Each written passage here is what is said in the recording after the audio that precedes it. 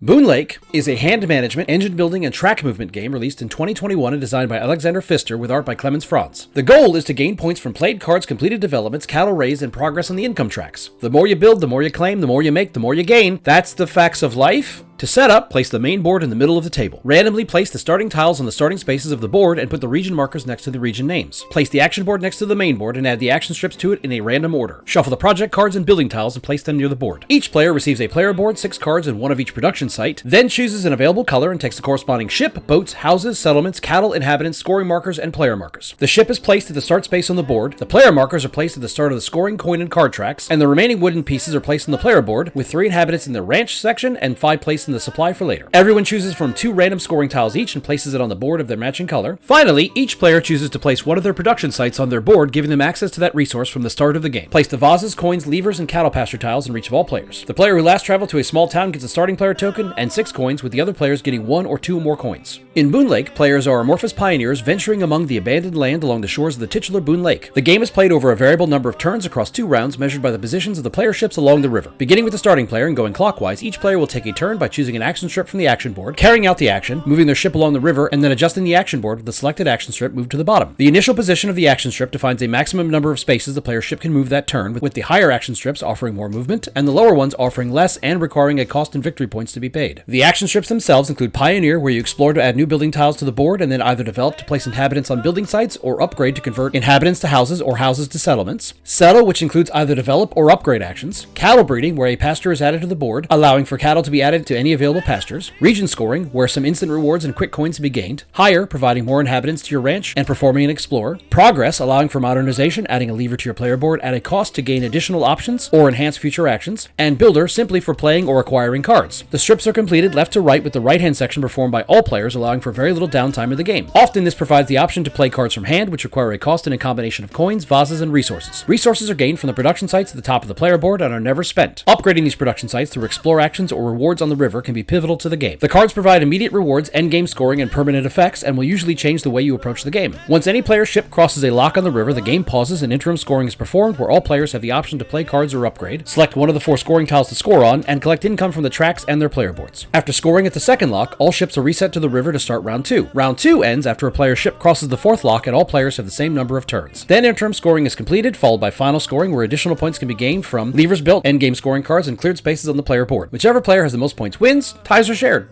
After my first encounter with Boonlake, I thought, this reminds me a lot of Great Western Trail, which was of course intended as a compliment. I managed to purchase, learn, set up, and play this entire game before I realized the designer for both was the same person. Really focused on the details there, obviously. Perhaps I just fancy games where you wander down a path, collect some goods along the way, and use what you've gained to craft a valuable thingamajig. Is that a metaphor for life? I'm gonna say it is, and that was my intention all along. The alternative is that I'm just making this up as I go, hoping no one figures out that I have no clue what I'm doing. Oh wait, that's the metaphor. Analogy? Does it matter? Maybe I'm doing alright. Maybe I'm better than alright. Maybe I'm always game.